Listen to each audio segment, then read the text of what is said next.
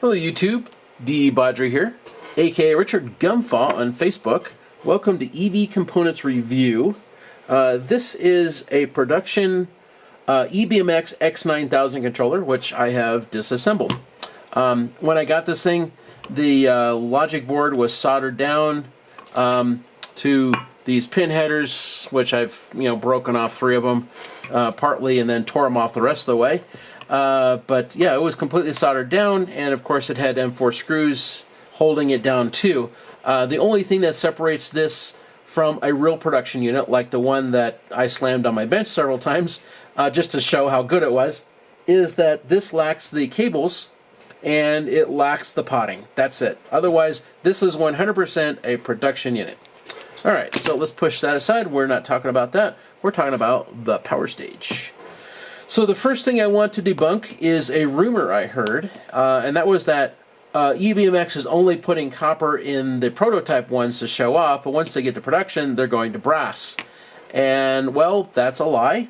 I have cut the plating off of this bus bar. That's the battery plus bus bar, and that's copper underneath there. And I've also done it to this stud right here, which is one of the phase carriers, and that too is solid copper.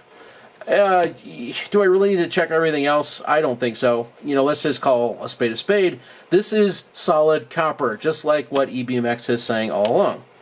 Yeah, really good build quality everywhere here. Massive amounts of copper. It adds to thermal mass to make the whole thing run cooler. It lowers all of the resistance of everything here because it's these giant chunks of copper. And well, it's quality like nothing else I've ever seen before. I mean, this is really, really over the top with just like, we are not going to skimp anywhere. This is really good.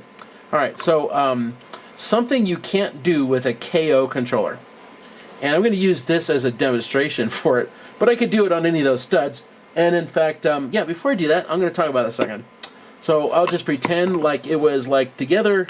I got it like this, and let's just pretend this bridge was there. Obviously, that's not really what it was.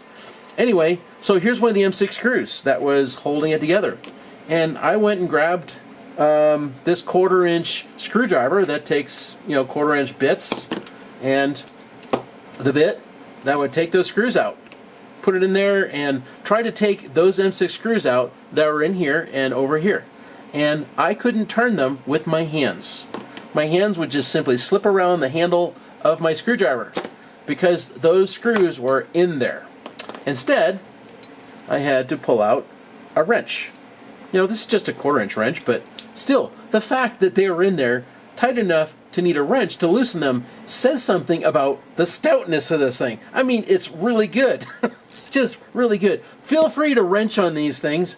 The chances of you tearing one off is negligibly low. It's probably not going to happen. They built it like that, where I needed a wrench to take it apart. That's awesome.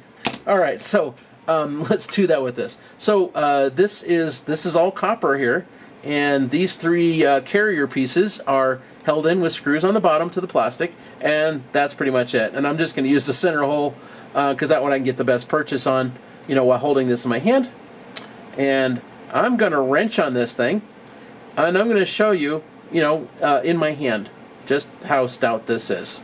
So there you go. Screw is finger tight, and now I'm going to hold this in my hand, and as you can see, oh, turn it the other way. There we go. Wrench is going to tighten. So I'll put that in there, and yeah, crank that bad boy down. Here, let me grab on the handle more. Ow, it's really hurting my hand. There we go. That's about it. Did you see anything move? Did you see anything break? No. Oh, damn. That's because it's not going to. That's how stout this stuff is. Let me break that loose again. Oh, shit. I can't get the screw back out. There we go. Yeah. Anyway, that's how all this stuff is. It's like this. Yeah, you should have no problem cranking that stuff down and making it plenty tight. KO, they tell you, first of all, not to use hex head or Allen head screws, and then to only use their Phillips head screws that they provide with it, and to put Loctite on them so that when you just, kind of tighten them up sort of kind of ish, they don't back out again. And as a result, what that does is your ring terminals on your phases and your battery wires. They get down on here, but they don't get very tight, and as a result, you get some resistance in there, much more than what you should have, that you wouldn't get by being able to crank on stuff like you just saw me do. As a result, they get hot right there, and they cook. And that's happened many times, and KO doesn't want you to know about it. This, crank them down. You will never have that problem. Yeah, built like a tank. Crank on it. All right. So here's the power stage.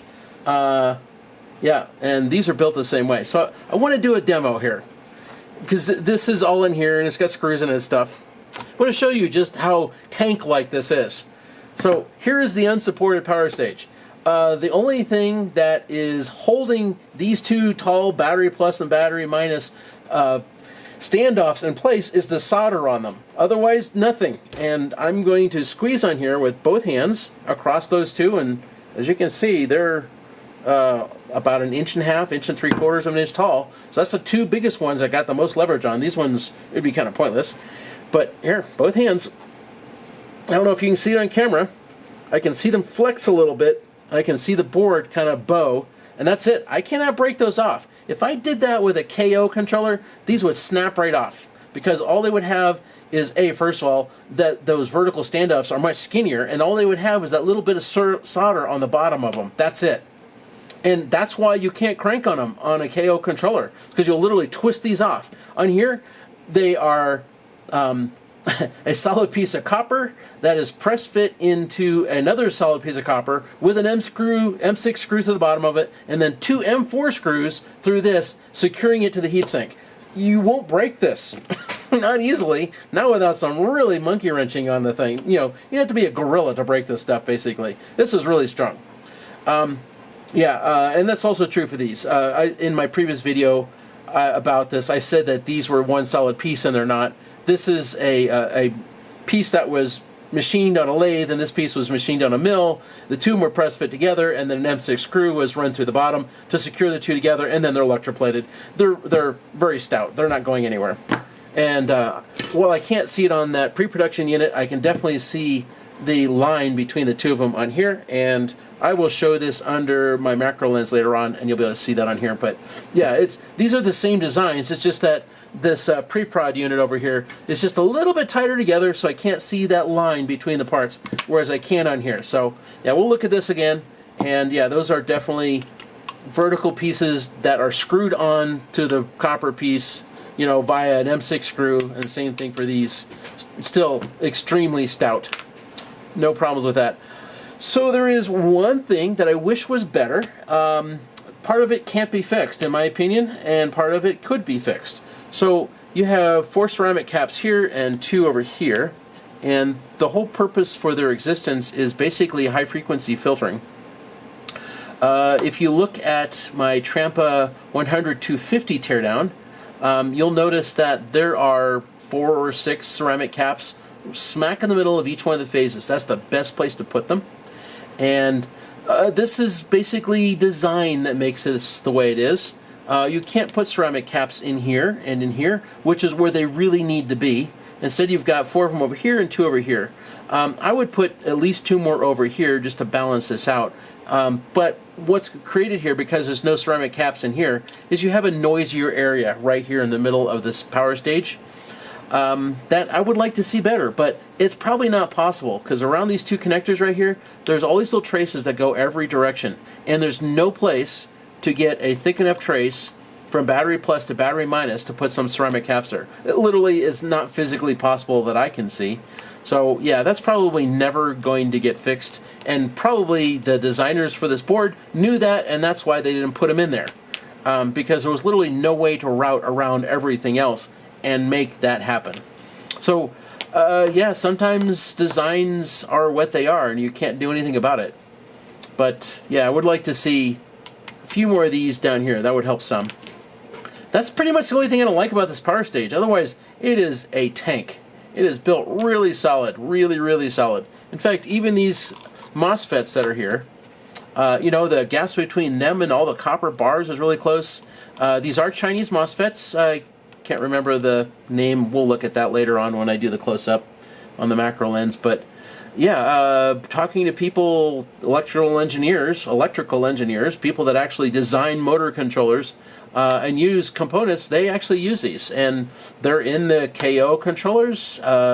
They are in Maker X controllers, which aren't a very good brand. They are in a lot of the Flip Sky stuff. They're here.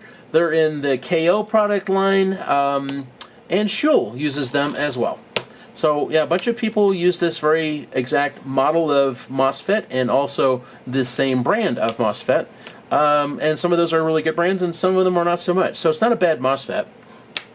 And so, yeah, I kind of apologize to KO again for that one, for kind of slamming you for using Chinese MOSFETs. I am biased against Chinese parts. I do like my Western parts a lot. And I have a much higher level of confidence with them than I do with these. But yeah, actual double E's that use these things, they think they're pretty good parts. So I can only agree with them because they know a hell of a lot more than I do. Anyway, great power stage. Good job, EBMX. Definitely like your work. And this is just one more way that I really like your work.